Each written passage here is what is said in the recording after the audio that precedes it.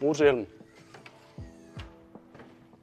så gemmer der den her Fiat Powertrain. Og det er nemlig ikke en Deutz længere.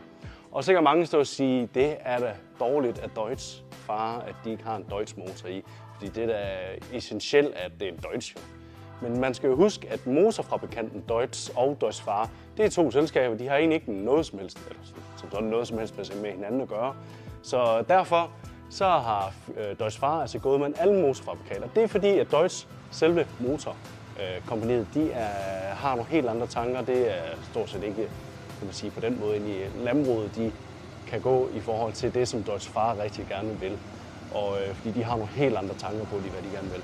Og derfor så har Deutz Fahrer hoppet over på noget lige så kendt, som der er lavet over 2 millioner eksemplarer af i den her serie, den her M67 Fiat Powertrain, 6-cylinder, 6,7 liters, der yder i topmodellen 340 heste her. Så den ligger så sammen med nogle andre motorfabrikanter og mærker.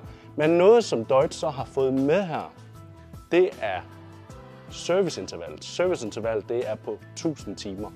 Og det de har altså fået med, og det har altså været et krav for Deutz Fahrer, at man gerne vil have med.